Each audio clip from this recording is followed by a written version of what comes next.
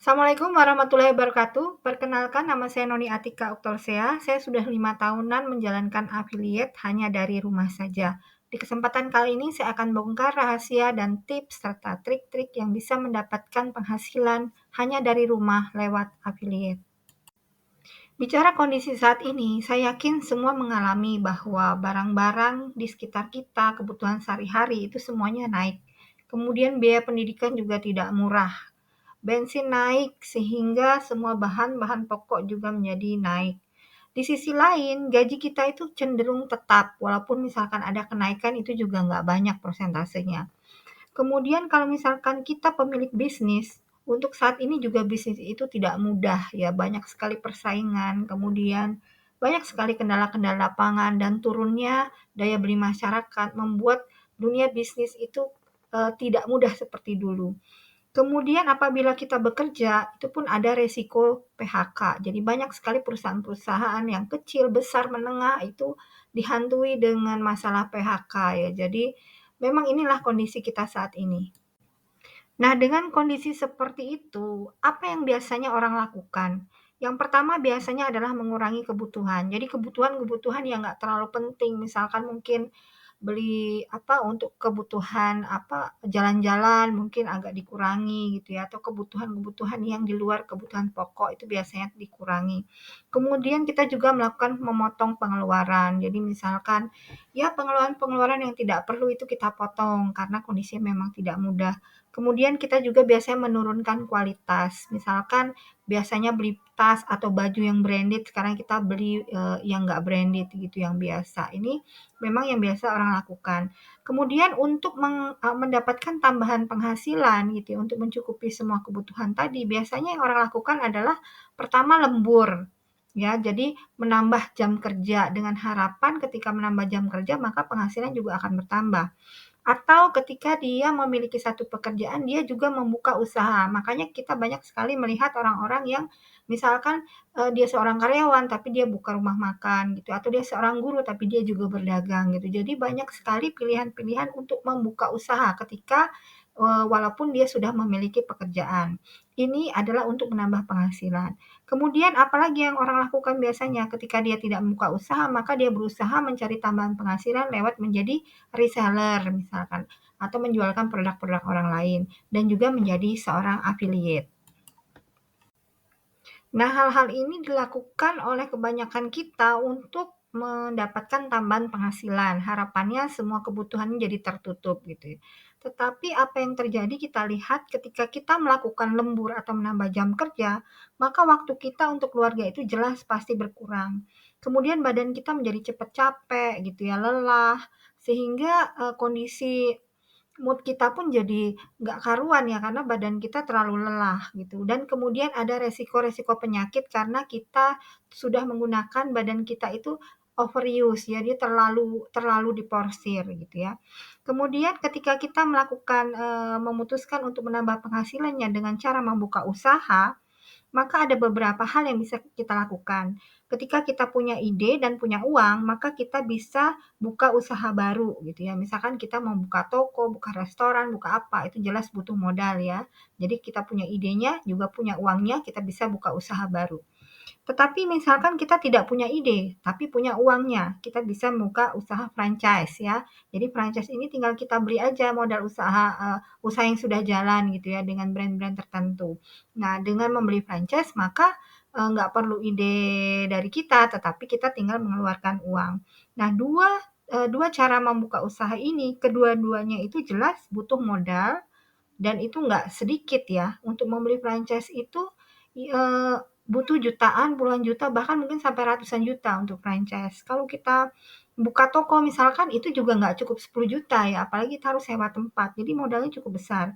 Kemudian kita juga butuh waktu untuk mendapatkan, penghasilan karena ketika kita buka usaha baru itu nggak seketika tiba-tiba akan menghasilkan gitu, pasti ada prosesnya.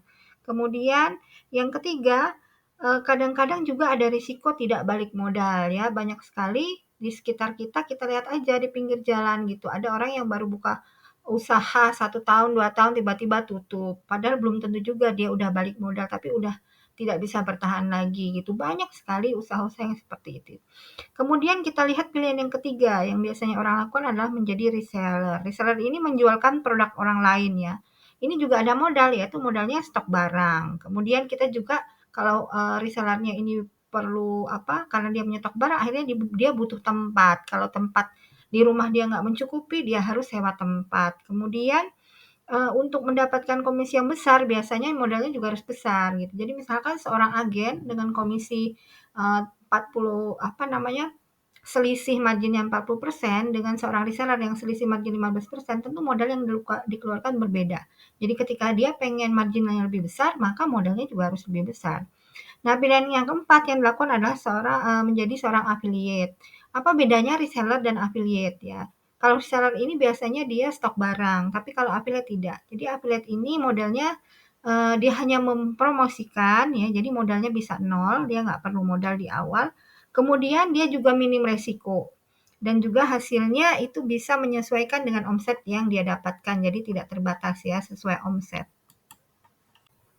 Nah, dari 4 macam cara kita mendapatkan tambahan penghasilan tadi, yang lebih mudah gitu dan modalnya juga kecil, bahkan bisa nol, itu adalah affiliate. Nah, affiliate ini apa sih gitu? Kenapa sekarang banyak sekali ya affiliate-affiliate bertebaran di mana-mana gitu peluang-peluang affiliate. Ada yang marketplace itu affiliate Shopee, affiliate TikTok, affiliate-affiliate yang lain itu banyak sekali. Jadi affiliate itu adalah makelar online ya. Jadi dia membantu mempromosikan produk orang lain dan nanti dapat komisi dari penjualan. Jadi berdasarkan omset penjualan gitu. Jadi affiliate itu nggak perlu nyetok barang dan modalnya nol. Jadi dia hanya membantu mempromosikan aja atau disebut dengan makelar online. Jadi paling tidak ada 3 alasan utama kenapa affiliate ini banyak dipilih oleh sekian banyak orang yang ingin menambah tambahan penghasilan. Yang pertama jelas tanpa modal. Jadi karena kalau menjadi seorang affiliate kita nggak perlu modal gitu. Jadi nggak perlu modal uang maksudnya ya. Jadi kita hanya butuh keinginan atau kemauan, kemudian kita butuh ini aja HP dan kuota gitu.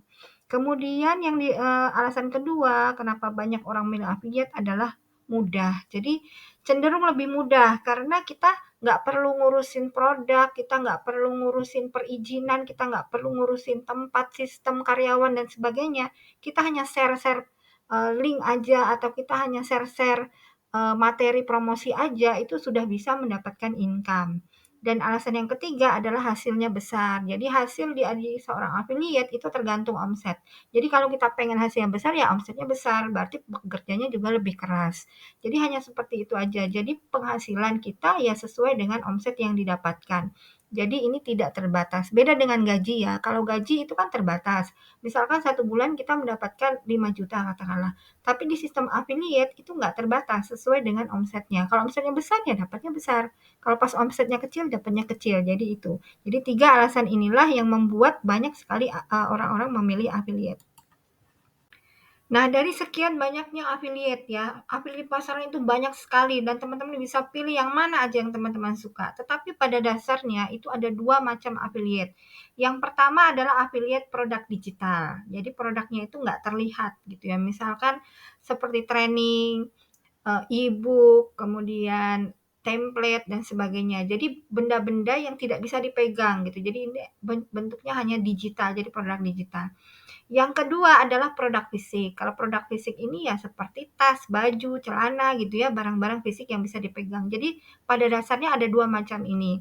Nah, perbedaannya apa? Di produk digital biasanya komisinya kisaran antara 30 sampai 50%, bahkan ada yang lebih ya. Paling banyak itu sekitar 40%. Kemudian di produk digital ini kita nggak perlu pusing pengiriman ya, karena kan nggak perlu dikirim, yang namanya juga produk digital gitu ya, jadi lebih mudah nggak pusing pengiriman. Untuk produk fisik gitu ya, seperti di marketplace gitu, misalkan teman-teman jadi affiliate Shopee, affiliate TikTok, atau affiliate produk-produk kesehatan gitu kan banyak ya. Nah itu komisinya biasanya kisaran antara 5 sampai 10% gitu. Jadi makanya kalau pengen besar ya omsetnya harus besar, atau kalau pengen besar ya pilih produk-produk yang harganya lebih mahal gitu. Karena kerjaan affiliate itu kan sama ya, ketika kita jual harga 10.000 komisi harga 10.000 kemudian komisinya 5% itu kan cuma Rp500 ya, receh banget gitu. Nah, kalau pengen teman-teman hasilnya besar ya pilih produk-produk dengan harga yang lebih tinggi. Misalkan 1 juta dapatnya, kalau 5% dapatnya 50.000 kan lumayan ya. Jadi pekerjaannya sama, tapi pilih yang kita dibayarnya lebih besar gitu. Kemudian kalau di produk fisik ini ada pengiriman. Walaupun pengiriman ini dilakukan oleh pemilik produk, tapi kadang-kadang kita sebagai affiliate itu juga apa namanya, bertanggung jawab juga gitu ketika pengirimannya belum sampai. Jadi perbedaannya memang di produk digital dan produk fisik ini di pengiriman dan komisi. Jadi ini pada dasarnya dua program affiliate yang banyak tersebar saat ini. Nah, saya kasih gambaran ya, apakah betul menjadi seorang affiliate itu menghasilkan ya. Ini salah satu komisi afiliat saya yang ini produk fisik ya, produk kesehatan. Ini komisinya antara 5 sampai 10%, tapi bisa lebih. Bisa sampai 20% gitu ya. Nah, ini rekapan dalam 10 bulan itu totalnya sekitar 50 juta. Jadi jika di rata-rata 50 juta dibagi 10 bulan itu 5 jutaan per bulan ya. Walaupun beda-beda, ini bisa kita lihat di sini ada yang 2,8 gitu ya, ada yang 1,5, ada yang 17 juta gitu. Jadi memang tergantung omset pada bulan tersebut. Tapi kalau di rata-rata ini dalam 10 bulan artinya kita mendapat 5 jutaan per bulan. Ini kalau kita bayangkan ya, di luaran sana gitu, bukan sistem affiliate, untuk mendapatkan gaji 5 juta per bulan itu, berapa lama kita, harus melakukan pekerjaan gitu. Jadi, kita harus pergi pagi, pulang malam mungkin ya, atau pulang sore, ninggalin anak gitu ya. Kerjaannya juga di kantor itu memang nggak mudah gitu, untuk mendapatkan gaji segitu. Nah, di sistem affiliate dengan rata-rata 5 juta per bulan ini, yang kita lakukan hanya share-share lewat HP aja gitu, bahkan kadang-kadang sambil rebahan gitu ya, sambil jaga anak, sambil keliling komplek. Saya kadang-kadang anak saya pengen muter naik sepeda, ya saya ikutin tapi sambil buka HP gitu pas di persinggahan-persinggahan. Jadi, eee, program affiliate ya memang seperti itu gitu, hasilnya bisa di atas UMR katakanlah, tetapi pekerjaannya nggak seberat ketika kita bekerja secara konvensional. Ini salah satu aja hasilnya. Jadi sudah sebagai ibu rumah tangga dapat uang segitu udah alhamdulillah banget ya. Nah, saya yakin saat ini teman-teman pasti banyak sekali pilihan-pilihan afiliasi ya. Banyak sekali penawaran-penawaran affiliate ini, affiliate itu gitu dengan benefit-benefitnya gitu. Lalu bagaimana cara kita memilih yang mana yang tepat, cocok dan hasilnya baik buat kita. Kalau saya ini yang pertama kita lihat dulu siapa vendornya. Jadi siapa penyedia produknya, kita harus tahu dulu gitu. Eh, Gimana perusahaan ini bisa dipercaya atau enggak gitu. Jangan sampai kita terjerumus ke perusahaan-perusahaan yang mungkin karena banyak ya sekarang yang berkedok money game gitu, money game yang berkedok afiliasi dan sebagainya. Jadi harus ada produk yang diperjualbelikan gitu, entah itu produk fisik atau produk produk, digital. Jangan sampai kita hanya setor-setor uang gitu, setor uang nanti dapat uang gitu. Jadi, money game seperti itu kita harus, bisa jeli melihatnya ya, harus dibedakan. Kemudian kita harus lihat apa produknya dan produknya ini laris atau enggak, banyak dibutuhkan atau enggak gitu. Jadi kita harus lihat produknya. Kemudian yang ketiga kita harus lihat berapa komisinya. Karena pekerjaan affiliate itu sebenarnya sama aja gitu, mau produk digital, mau produk fisik, pekerjaannya itu sama aja gitu. Jadi menawarkan atau mempromosikan.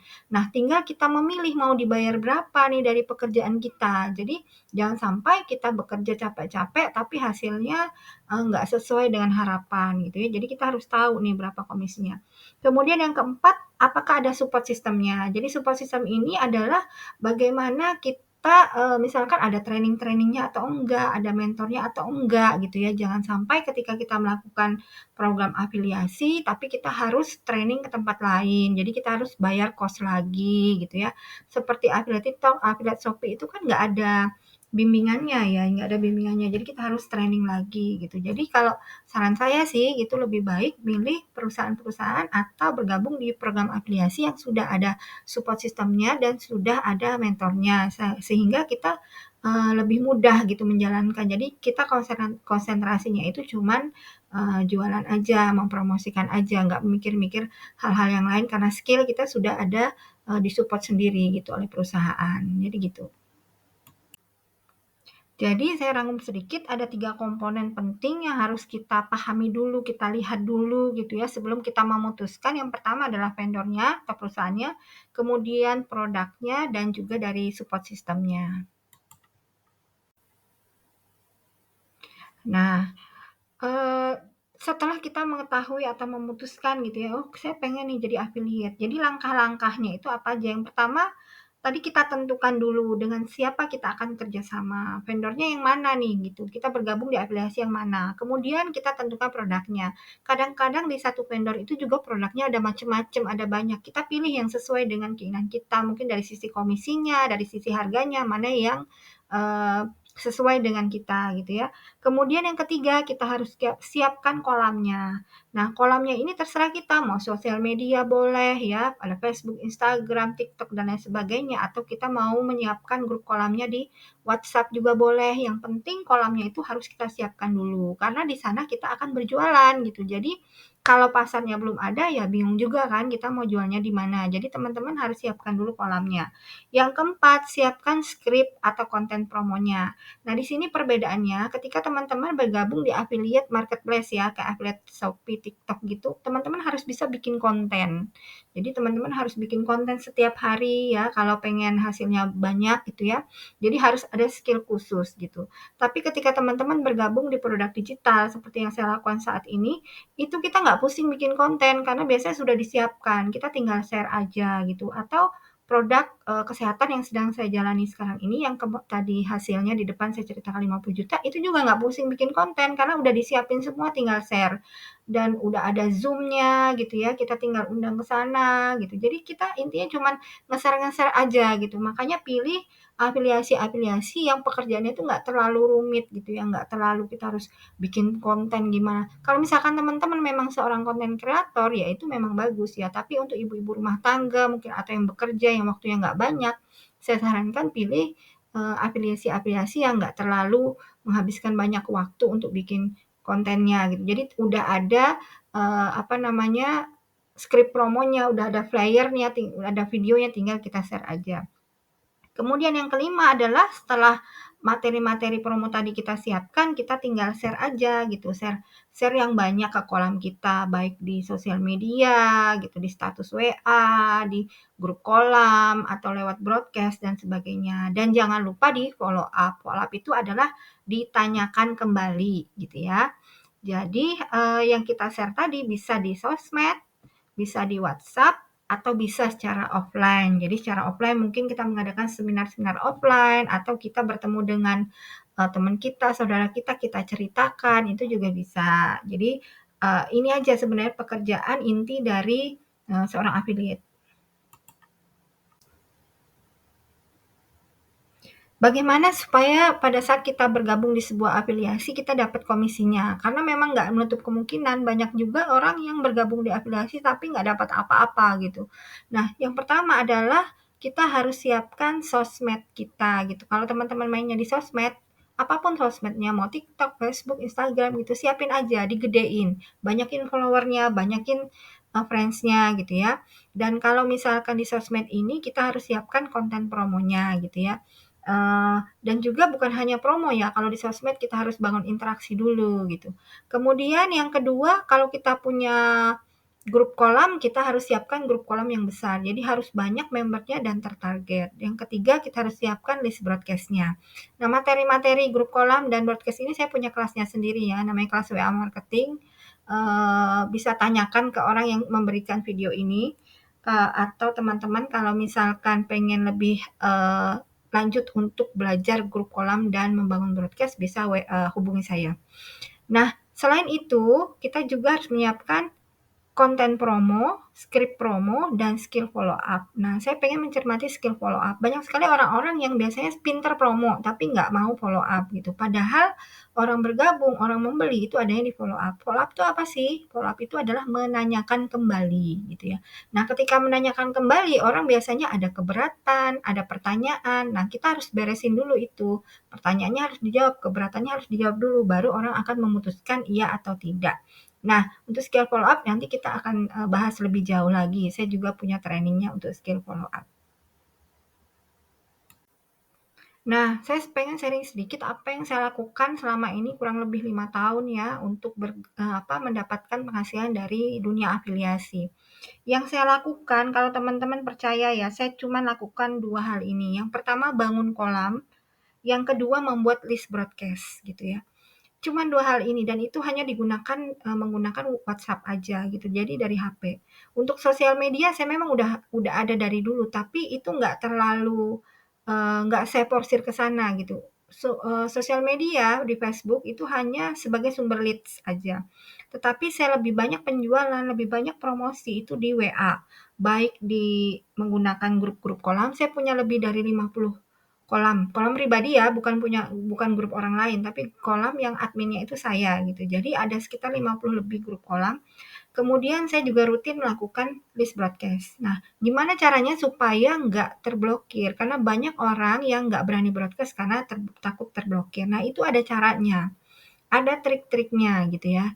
Uh, Supaya tidak terblokir kita harus saling save dulu gitu. Jadi kalau nggak saling save kontak WA itu agak sulit, pasti terblokir itu. Makanya kita harus gedein database yang saling save kontak. Nah, gimana caranya itu saya juga ada di materi WA marketing. Yang sudah ikut silakan dibaca-baca lagi. Cuman itu aja kok, nggak terlalu canggih-canggih gimana. Yang penting kita saling save kontak WA, interaksi. Oh ya, saya kasih tips satu untuk interaksi paling mudah itu dilakukan di story. Jadi misalkan kita pengen PDKT ke satu orang, kita tahu nih gitu, dia target market kita. Kayaknya dia potensial banget nih untuk beli produk kita. Apa yang kita lakukan? Kita kepoin aja story-nya, kemudian kita komen di story-story-nya gitu ya, sesuai dengan story-nya dia ya. Misalkan dia jalan-jalan ya komen aja, "Di mana nih Mbak?" Misalkan. Atau dia lagi posting anaknya, tanyain, "Wah usia berapa Mbak? Cakep ya anaknya, Masya Allah." Misalkan gitu. Jadi kepoin aja story-nya. Jangan langsung jualan, bangun interaksi. Nah kemudian setelah itu misalkan udah 3 kali, 4 kali kita komen-komen ya di story-nya, kita postinglah story di WA kita. Biasanya kalau orang yang sudah kita komenin statusnya, itu biasanya dia akan melihat balik status kita gitu. Jadi caranya seperti itu gitu ya untuk membangun interaksi. Jangan sampai yang kita lakukan misalkan udah lama nggak kontak gitu ya, tiba-tiba kita kontak gimana Mbak kabarnya gitu. Itu biasanya kecenderungannya nggak dibales gitu. Apalagi kalau kita nggak kenal ya. Apalagi kalau kita nggak kenal gitu. Jadi bangun dulu interaksi lewat story. Kemudian sebenarnya masih ada yang bisa kita lakukan selain broadcast dan bangun kolam ini yaitu dengan itu tadi membangun sosmed ya kalau teman-teman punya kemampuan untuk membuat konten di sosmed, lakukan itu secara rutin gitu dan bisa juga melakukan eee, itu kan secara organik ya yang bangun konten, bisa juga secara ads. Jadi ada FB Ads, ada Instagram Ads, itu adalah iklan-iklan berbayar di sosial media. Itu juga bisa kita lakukan untuk menambah leads atau melakukan penjualan. Nah, semua ilmunya sudah saya jelaskan tadi di slide-slide sebelumnya. Jadi yang perlu kita lakukan cuman take action ya. Lakukan saja gitu, lakukan nanti ibaratnya kalau misalkan ada kendala-kendala di belakang kan kita bisa tanyakan gitu, bisa tanya ke saya atau tanya kepada orang-orang yang mungkin Anda teman-teman anggap lebih senior gitu ya. Yang penting lakukan aja dulu gitu take action. Karena sebenarnya ini kata pepatah yang sering saya ingat-ingat terus ya, bahwa banyak jalan menuju sukses, tapi kita tidak akan pernah sampai jika kita tidak memulai salah satunya gitu. Jadi kalau kita cuman memilah-memilih gitu ya, cuman mikirin mana yang bagus ya, enaknya Instagram atau Facebook, enaknya affiliate A atau affiliate B, enaknya Shopee atau TikTok gitu, enaknya gabung di affiliate ini atau enggak, kayak gitu-gitu terus, itu nggak akan kemana-mana gitu. Jadi putuskan aja segera, nanti kan sambil jalan kita sempurnakan. Kalau misalkan sambil jalan ada yang nggak cocok ya kita tinggal ganti lagi gitu dan nggak harus memilih cuma satu gitu. Kayak saya itu produk digital itu ada beberapa yang saya pegang vendornya, ada yang 3 atau 4 gitu produk digital, sedangkan produk fisik saya memang cuma satu ya.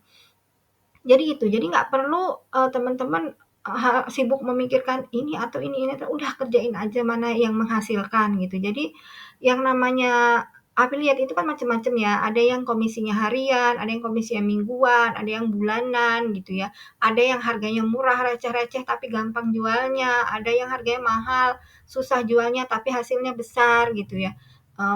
kalau ada pertanyaan, "Terus pilih yang mana, Mbak?" Udah pilih aja semua gitu. Kalau saya udah kerjain aja semua. Yang receh-receh kita kerjain juga gitu, yang pertengahan-pertengahan ya lumayanlah kerjain juga, yang mahal-mahal tapi hasilnya berjaya kerjain juga selama kita masih bisa gitu. Karena jadi kita punya penghasilan itu ada yang harian, ada yang mingguan, ada yang bulanan gitu kan jadi jauh lebih enak ya.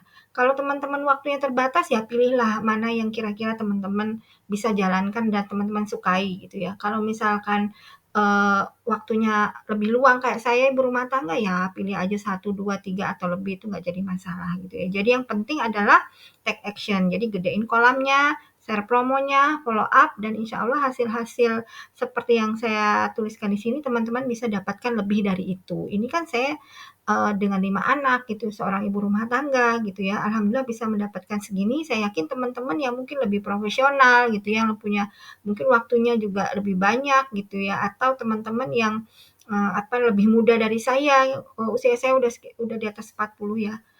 Jadi teman-teman yang lebih muda itu mungkin hasilnya akan jauh lebih besar dari ini gitu. Ini hanya untuk saya paparkan ini bukan untuk memamerkan ya, tapi untuk memotivasi teman-teman bahwa affiliate itu hasilnya lumayan loh gitu, lumayan besar gitu. Jadi sangat-sangat bisa kalau teman-teman memang tujuannya ingin mendapatkan tambahan penghasilan di sela-sela waktu teman-teman. Ya, saya rangkum sedikit ya. Jadi action yang pertama yang perlu kita lakukan adalah gedein kolamnya, baik itu kolam WhatsApp, baik itu kolamnya di sosial media ya, gedein dulu. Yang kedua, action yang kedua adalah share promonya. Jadi kalau udah siap kolamnya, kita tinggal share promonya. Kemudian action yang ketiga adalah eh, kita follow up ya, kita tanyakan kembali orang-orang yang sudah kita promosikan tadi. Kemudian dan action yang keempat adalah konsisten. Jadi apapun yang kita lakukan itu kuncinya harus konsisten. Kalau nggak konsisten nanti hasilnya nggak akan sesuai harapan gitu. Jadi kan nggak ada ya kita misalkan ada seorang guru tuh pekerjaan kita seorang guru kan nggak ada tuh misalkan kita malas-malesan kemudian hari ini nggak ngajar lagi males gitu atau kita seorang dokter hari ini nggak praktek lagi males gitu kan nggak bisa jadi sama kalau misalkan kita menganggap afiliasi ini atau menjadi seorang afiliat adalah sebuah pekerjaan ya kita mindsetnya seperti itu bahwa ketika kita bekerja ya nggak pakai acara males gitu kalau kita males ya kita ingat lagi alasan dulu ketika kita baru memulai jadi ketika kita ingin berhenti ketika kita ingin males-malesan gitu kita harus ingat alasan kenapa dulu kita pengen mulai? Apakah karena kita pengen dapat penghasilan tambahan? Apakah kita pengen nabung? Apa kita pengen bayar hutang? Apakah kita pengen nabung umroh, pengen nabung haji, pengen nyekolahin anak, pengen ngasih orang tua?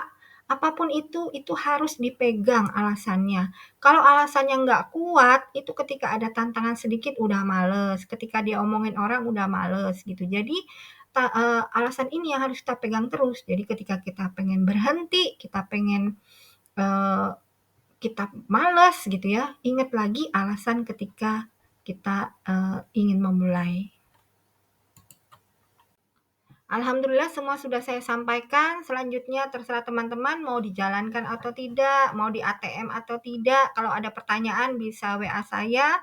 Kalau pengen lebih jauh tentang bagaimana membangun kolam di WA, bagaimana membangun list building di WA dan sebagainya, bisa hubungi orang-orang yang memberikan video ini atau langsung WA saya. Dan sekian dulu dari saya. Mohon maaf jika ada kesalahan. Wassalamualaikum warahmatullahi wabarakatuh.